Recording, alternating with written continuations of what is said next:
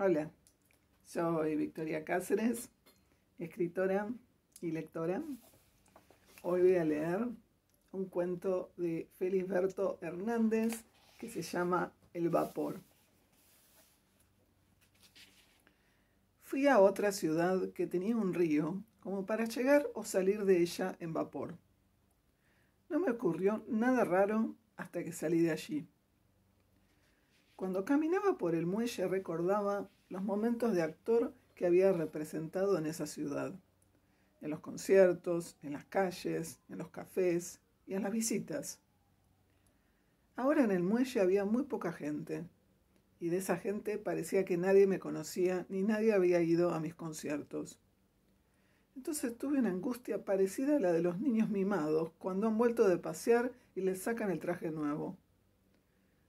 Me reí de esa ridiculez y traté de reaccionar. Pero entonces caí en otra angustia, mucho más vieja, más cruel, y que por primera vez vi que era de una crueldad ridícula. Al principio de esta última angustia, pensé que podía reaccionar como en la anterior. Yo era fuerte, podía resistir todo, y hasta podía realizar el poema del absurdo. Además, tenía el placer de la impersonalidad, cuando me quedaba distraído.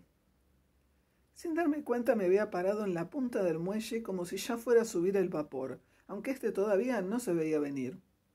Y sin darme cuenta caí en la impersonalidad. Parecía que todo el cuerpo se me hubiera salido por los ojos y se me hubiera vuelto como un aire muy liviano que estaba por encima de todas las cosas. Pero de pronto la angustia me volvió a atacar y la sentí más precisa que nunca en su cruel ridiculez. La sentí como si dos avechuchos se me hubieran parado uno en cada hombro y se me hubieran encariñado. Cuando la angustia se me inquietaba, ellos sacudían las alas y se volvían a quedar tan inmóviles como me quedaba yo en mi distracción. Ellos habían encontrado en mí el que les convenía, para ir donde yo hubiera querido ir solo. Habían descubierto mi placer y se me colaban, llegaban hasta donde iba mi imaginación y no me dejaban ir al placer libre de la impersonalidad. El vapor vino de arriba, pero al llegar frente al muelle, dio una vuelta y quedó en sentido contrario al que venía. Yo subí sin mucha curiosidad ni mucho interés y me empecé a pasear por cubierta mientras subían bultos. Tardaron mucho en esta operación y yo ya sabía cómo era todo el vapor. Entonces empecé a mirar para el muelle. Cuando estaba oscureciendo el vapor salió y dio otra vuelta para seguir en la misma dirección que venía. Yo parado en cubierta miraba las calles que venían a morir al río y que al cruzar tan de cerca el vapor parecía una imaginación pesada, suave y misteriosa. Cuando fui a entrar en mi camarote no lo encontré donde yo pensaba, porque al dar la vuelta el vapor y seguir mirando al muelle se me había trastornado todos los lugares. Después que lo encontré volví a pasear y tuve una impresión rara y desagradable de mi angustia ridícula. La idea de los avechuchos se me había endurecido sin que yo me diera cuenta, y sin querer, caminaba despacio y sin moverme mucho para que los avechuchos no se inquietaran. Tuve una reacción, me sacudí y hasta llegué a hacer mención de pasarme una mano por un hombro. Pero la impresión desagradable de esa manera de caminar me distraía un poco.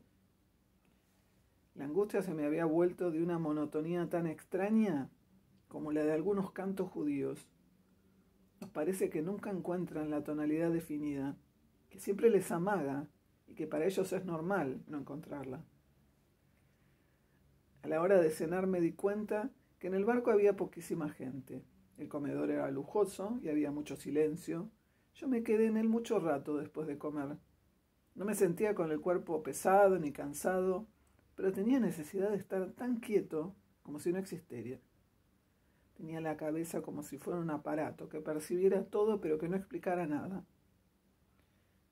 Entonces sentía que afuera había ruido, el de las hélices, del agua y además el del viento.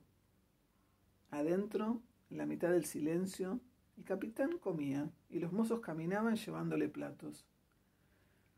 En cualquier otro momento hubiera asegurado que el hombre que tuviera el gesto del capitán era un pedante y nada más.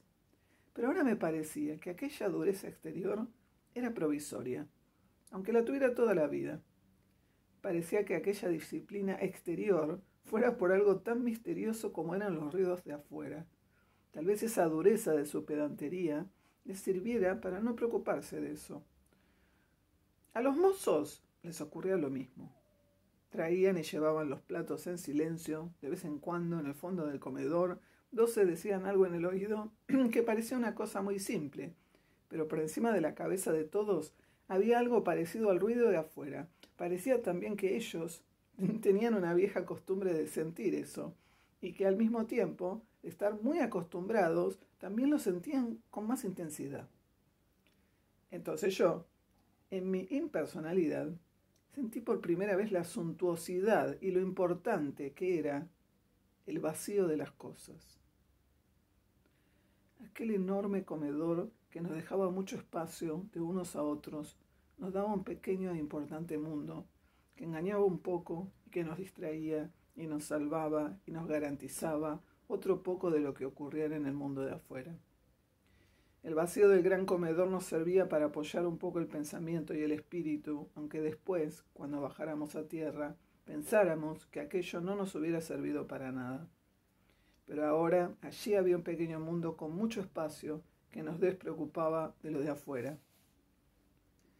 Esta sensación me duró mucho rato. Después tuve deseos de tocar en el piano una cosa rítmica, sin importárseme nada de los temas, ni las frases, ni los matices. Lo importante de mi deseo hubiera sido conservar aquel ritmo y aquella quietud mientras desfilaba todo lo demás. De pronto tuve ganas de pasearme sobre cubierta, pero cuando pasé por dos espejos que formaban un ángulo recto al encontrarse en dos paredes, miré al rincón y me llamó la atención que me viera la mitad de la cabeza más una oreja de la otra mitad.